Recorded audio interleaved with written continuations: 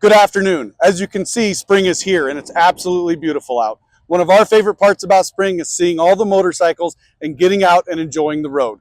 The Cheyenne Police Department Motor Unit, partnered with some of our community stakeholders, businesses, and the Sheriff's Department Motor Unit, will be introducing a new safety tip series for you going through the entire motor season this summer.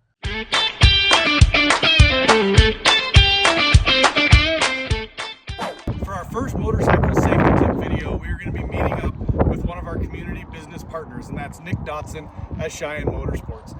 And he's going to be talking about one of the most simple ways to keep yourself safe on the street, and that is wearing a helmet. The National Highway Traffic Safety Administration did a study recently that found that you are 37% more likely to survive a crash simply by wearing a helmet. So tell us, what different types of helmets should we be looking for, and how do we make sure we get the right helmet for what we're doing? Being in the right safety gear is incredibly important. I do, however, want to start with this helmet. Now, this helmet is no longer usable, and we'll get into that. But this was one of my employees who had not worn a helmet. I actually mandate helmet use when you're on official business for Cheyenne Motorsports. He was riding a motorcycle, was involved in an accident, and walked away from it. He would not have walked away from this accident without his helmet. So you can see the damage that happened to this. You can imagine if that had been this person's head, without being too graphic. Oh, yeah. So, helmets. We've got multiple styles. The half helmet. This is the absolute minimum I would recommend. However, I have not recommended this, but it is. If people want an absolute minimum, the half helmet. Of course, I want to go back to this one. And you can see in the situation that this was, this may have done some protection, but certainly would not protect the head like it needed to be in this particular situation. The next one is the 3/4 helmet. A lot of people like this with glasses. I'm going to get into the glasses conversation because that is something that we hear all the time here. So we do have some full face helmets which allow for use of glasses fairly easy, and I wear glasses in a full face. But the 3/4 helmet, again, better coverage, but nothing at the front of the face.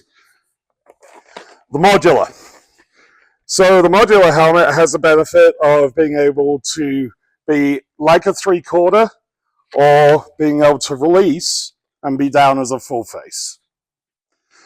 Advantage of this, well, one of the big advantages is bugs and wind and all the nice things that we deal with in the great state of Wyoming. These will be a lot less tiring for the rider as well. Plus, if you do wear glasses, it's easier to put them on and then fold this back across. And Nick, one thing I see on that one, it's got the fold down visor for the sun. Yes, indeed. We do see a fair amount of crashes where riders are riding in the early morning when the sun's not up. All of a sudden the sun pops up and they can't see. Yep. So that is nice. There is also another version. Bell calls it Pro Tint, but there are various other versions where it is the ability, like on glasses, where it changes the darkness tint automatically. I personally use one of those and find it absolutely fantastic, and it does adapt extremely quickly.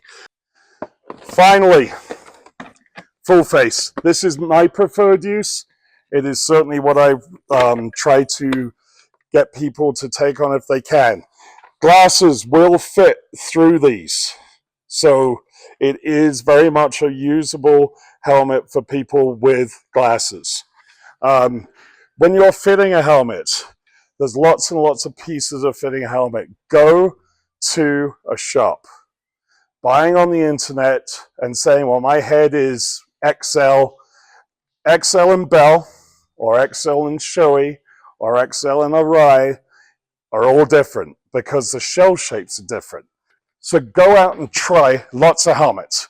When you're getting close to the helmet that you like, have somebody put the helmet on, or you put the helmet on, and then have somebody grab the chin piece. If you can rotate it around, that is too loose.